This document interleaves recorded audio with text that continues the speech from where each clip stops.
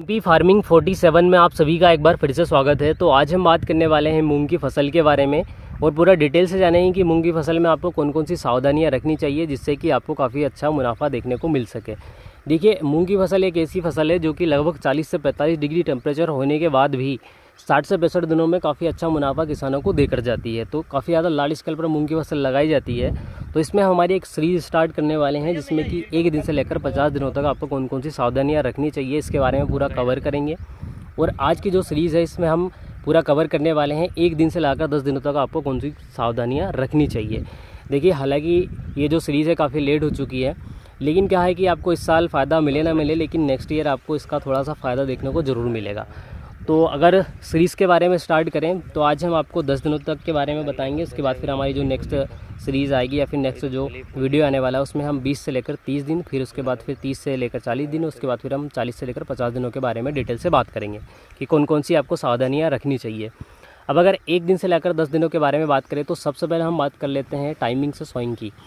तो अगर आपकी मूंग की फसल अगर आप लगाना चाहते हैं तो 1 मार्च से लेकर आप 15 अप्रैल तक आसानी से लगा सकते हैं। आपको काफ़ी अच्छा उत्पादन देखने को मिल सकता है, लेकिन जितना आप जल्दी लगाओगे उतना ज़्यादा आपको बेनिफिट देखने को मिलेगा। क्योंकि अगर आप जल्दी लगा देते हैं तो इसमें क्या होता है कि आपका जो खेत है ये समय से खेत खाली हो जाएगा और आपके खेत में आप अगर गहरी जुताई करते हैं तो खेत आपका थोड़ा सा धूप खा लेगा। तो इससे आपकी जो अगली फसल है ये इसको भी आपको काफ़ी अच्छा उत्पादन देखने को मिलेगा।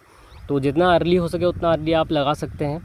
उसके साथ अगर बात करें डे 1 से, तो जो आपका सीड ट्रीटमेंट होता है, अगर सीड ट्रीटमेंट के बारे में बात करें तो जो भी आप सीड ट्रीटमेंट करना चाहते हैं, स्लाइड चली गई है, तो जो भी आप सीड ट्रीटमेंट करना चाहते हैं जिसमें उसमें आप फंगिसाइड लेना चाहें या फिर आप इंसेक्टिसाइड लेना चाहें, तो उसके साथ में आपको 2 kg सीड में 1 ml क्रोल एंट्रा नीलीप्रोल जो कि कोराजन के नाम से आती है इंसेक्टिसाइड, जो कि सिस्टमिक तरीके से काम करता है इंसेक्टिसाइड, उसको आप मिक्स कर सकते हैं। इसका फ़ायदा देखने को ये मिलेगा कि आपकी जो फसल है, जैसे ही आपकी 5 से 7 दिन की अवस्था में मूंग होती है उसमें एक इल्ली काफ़ी ज़्यादा अटैक करती है, जाले वाली इल्ली, जिसको कि किसान जाले वाली इल्ली के नाम से जानते हैं।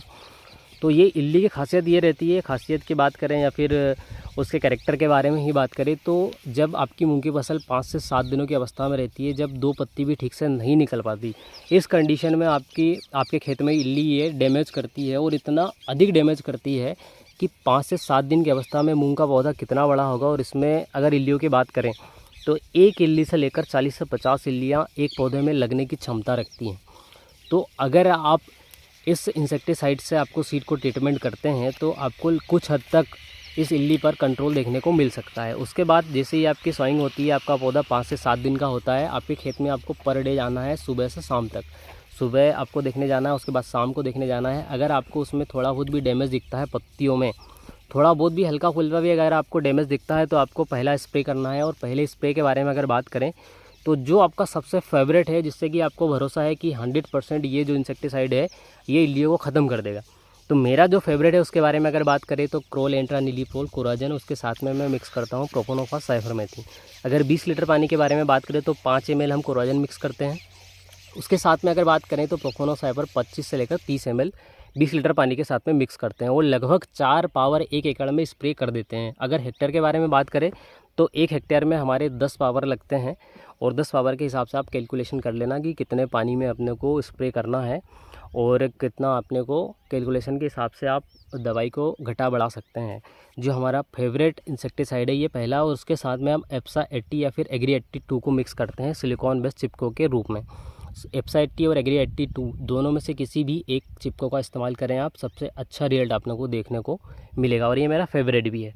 अगर आप किसी और इंसेक्टिसाइड को लेना चाहते हैं तो आप ले सकते हैं, कमेंट बॉक्स में कमेंट भी कर सकते हैं, ताकि जो किसान ये सोच रहे हैं कि हम इस इंसेक्टिसाइड का स्प्रे करेंगे तो उसका किस प्रकार से रिजल्ट मिलेगा, तो उनको भी थोड़ा सा एक भरोसा हो जाए कि इस किसान ने इस वाले इंसेक्टिसाइड का, जैसे आप किसी और इंसेक्टिसाइड जैसे कि स्पाइनोटोरम का इस्तेमाल कर रहे हैं या फिर किसी और केमिकल का इस्तेमाल कर रहे हैं, क्विनाल्फास का इस्तेमाल कर रहे हैं, तो उसका अगर आपको रिजल्ट मिला है तो आप कमेंट बॉक्स में कमेंट कर सकते हैं कि फ़लानी दवाई का हमने स्प्रे किया है और उसका हमें काफ़ी अच्छा रिजल्ट देखने को मिला है। तो ये होता है पहला आपका स्प्रे, और ये टाइमिंग आपकी बहुत ज़्यादा मैटर करती है। अगर आपने 5 से 7 दिन, अगर एक दिन भी आप अगर लेट हुए तो आपकी मूंग की फसल सीधा 10 दिन लेट होती है। तो आपको पर डे आपको जाना है, आपके खेत में देखना है, विजिट करना है और ये चीज़ आपको नोटिस करनी है कि इसमें आपको क्या इंसेक्टिसाइड डालना है। उसके बाद फिर दूसरी बात आती है कि हमको हर्बिसाइड कौन सा इस्तेमाल करना है। तो देखिए आपको 1 से लेकर 10 दिनों की अवस्था में जब आपका जो हर्बिसाइड है 2 पत्तियों का होता है, मूंग आपकी 2 पत्ती की हो, हर्बिसाइड भी आपका जो घास होता है, जो खरपतवार है, वीड, वो अगर आपका 2 पत्ती का हो गया है तो आपको आँख बंद करके और बिल्कुल स्प्रे कर देना है। अगर 5 दिनों में अगर आपके खेत में अगर खरपतवार उग चुका है, 2-2 पत्तियों का हो चुका है, तो आपको आँख बंद करके बिल्कुल आपको खरपतवार नाशक का स्प्रे कर देना है। हो सकता है कि आपको 8 दिन भी लग जाएँ, 10 दिन भी लग जाएँ, तो आप जितना जल्दी करोगे, अगर 2 पत्तियां हैं तो ये क्या है कि हर्बिसाइड का काफ़ी अच्छा आपको रिस्पॉन्स मिलता है। इसके साथ में सोइंग जैसे ही करते हो उसके बाद आपको पेंडामेथिलिन का स्प्रे करना है सूखे खेत में। उसके बाद फिर आपको फ्लड से पानी देना है, या फिर नोजल से भी अगर आप पानी देते हैं तो भी फ़ायदेमंद है। इससे क्या हुआ कि आपकी जो चिन्हारी है, ये जो है, ये जो खरपतवार है सकड़ी पत्ती का, ये नहीं हो गया, क्योंकि अगर ये कंट्रोल नहीं हुआ तो आपकी मूंगी फसल लगभग 100% तक पूरी घास के अंदर डूब सकती है। ये इतनी क्षमता रखता है। उसके साथ में अगर ये खरपतवार हो गया देखने को, अगर आपको मिला ये वाला खरपतवार, जिससे हम घर से बाहर हैं तो हमने सोचा कि वीडियो ज़रूर तो बनाना ही है। तो ये अपना प्लाट नहीं है, दूसरे का प्लाट है भाई। तो ये अगर खरपतवार आपको देखने को मिलता है, ये सकड़ी पत्ती का, तो इसकी क्षमता तो इतनी रहती है कि ये बिल्कुल कूचा बनाता है और लगभग 1 फीट एरिया चारों तरफ कवर कर लेता है। ये कहानी रहती है और पूरी आपकी मूंग की फसल डूब जाती है। उसके बाद फिर आप किसी भी चीज़ का इस्तेमाल कर लो, आपको इसका रिजल्ट नहीं मिलेगा। उसके बाद जैसे अगर आप सोच रहे हैं कि हम सकड़ी पत्ती का जो खरपतवार है इसको जब बढ़ जाएगा तो उगने के बाद पहला पानी देंगे, दूसरा पानी देंगे, उसके बाद फिर हम दवाई से इसको कंट्रोल कर लेंगे, जैसे कि अपना हुआ टर्गा सुपर, इसका इस्तेमाल करेंगे तो आपको अच्छा रिजल्ट मिल जाएगा। तो टर्गा सुपर का अगर आप 60 या 70 ml के साथ स्प्रे कर रहे हैं तो उसका रिजल्ट नहीं मिलता है। अगर किसी किसान भाई ने अगर टर्गा सुपर का इस्तेमाल करके जो सकड़ी पत्ती का घास है उसको कंट्रोल किया है तो आप कमेंट बॉक्स में कमेंट कर सकते हैं, ताकि क्योंकि हम ज़्यादातर विश्वास करते हैं प्रैक्टिकल नॉलेज पर, क्योंकि आपका जो थ्योरी है ये प्रैक्टिकल नॉलेज के सामने धरा का धरा रह जाता है, क्योंकि प्रैक्टिकल कुछ और रहता है और थ्योरी कुछ और रहता है। तो थ्योरी में हम उतना ज़्यादा विश्वास करते नहीं हैं, तो प्रैक्टिकल में काफ़ी ज़्यादा विश्वास रहता है हमारा। तो प्रैक्टिकल नॉलेज जो है वो किसान का खुद का रहता है और ये काफ़ी बढ़िया भी रहता है, इससे किसानों को फ़ायदा भी देखने को मिल सकता है। तो आप अपना जो अनुभव है वो शेयर कर सकते हैं। तो जैसे ही आपकी फसल लगभग 7 से 8 दिन की हो जाती है, इस अवस्था में आपको फ्यूजीप्लेक्स जो कि कॉन्टैक्ट बेस में काम करता है, इसको आपको 40 ml प्रति 20 लीटर पानी के साथ में इस्तेमाल करना है। उसके साथ में आपको पटेला लेना है। तो पटेला का जो इस्तेमाल है आप लगभग 50 से 60 ml मिक्स कर सकते हैं। दोनों को मिक्स करके, दोनों का काम करने का तरीका एक ही है, लेकिन दोनों को अगर आप कम कम मात्रा में मिक्स करोगे तो आपका जो पौधा है इस पर आपको किसी भी प्रकार का स्ट्रेस देखने को नहीं मिलेगा।